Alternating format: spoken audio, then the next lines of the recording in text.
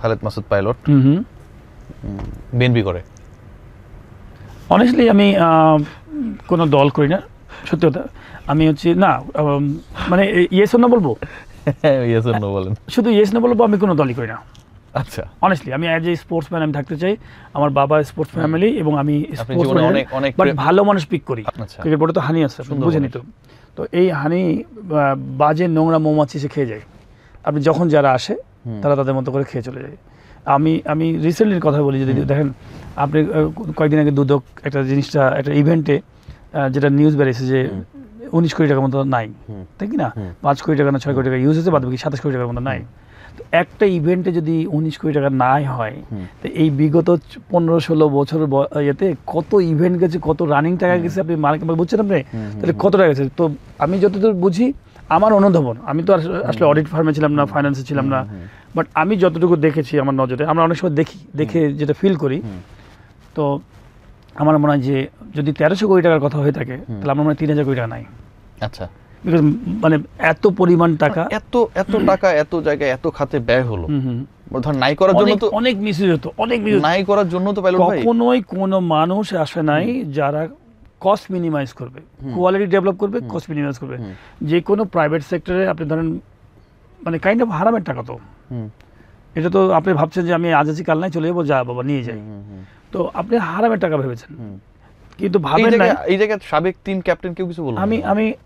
আমি তাদেরকে আমি বলবো না, বাট আমি বলবো যে তাদের কিছু বললো না কেন? রেসপন্সিবিলিটি তাদের দায়িত্ব ছিল, আমি বলবো তাদের দায়িত্ব ছিল, বড় দায়িত্ব ছিল। আপনি তাহলে বলতেন, চোখ বন্ধ না, আমি রিজাইন করতেন? আমি রিজাইন দিয়ে চলে আসতাম। ধরেন আপনি ভবিষ্যতে ফিউচারে বোর্ডে আসছেন, এরকম কাহিনী আপনি দেখতেছেন, আপনি রিজাইন করবেন? 100%। আমার চিন্তা ভাবনা, আমি জানি না, আমার এই জন্য অনেক সময় নীতিতে মিলে না, আমার নীতিতে মিলে না, আমি পারি না। আমার কথা হলো যে হয়তো অনেকে বলবে যে আমি বেশি বলছি, তা না, আমি পারি না বলে তো আমি বোর্ডে যাইনি লাস্ট 14-15 বছর 16 বছর ধরে।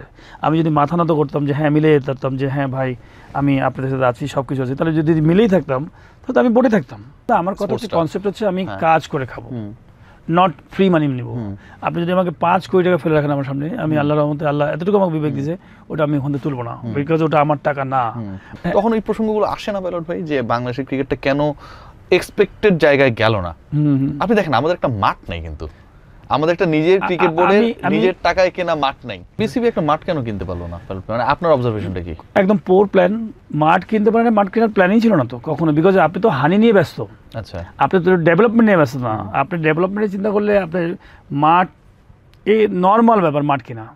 আমি তো মনে করি যে 64টা জেলায় আমার কাছে মনে হয় যদি একটা সেন্ট্রাল ক্রিকেট বোর্ড থেকে যদি সিও থেকে যদি একটা চিঠি যায় প্রত্যেকটা ডিসির কাছে, যদি একটা চিঠি যায় যে আপনার সাপোজ কুষ্টিয়াতে এক্সাম্পল, কুষ্টিয়া ডিসির কাছে একটা চিঠি গেল বোর্ড থেকে, আপনার এলাকায় 20 ভাগের একটা জায়গা দেওয়া হোক, শহরের খুব কাছাকাছি, আমরা একটা ক্রিকেট মানে কুষ্টিয়া ক্রিকেট গ্রাউন্ড বানিয়ে দেবো।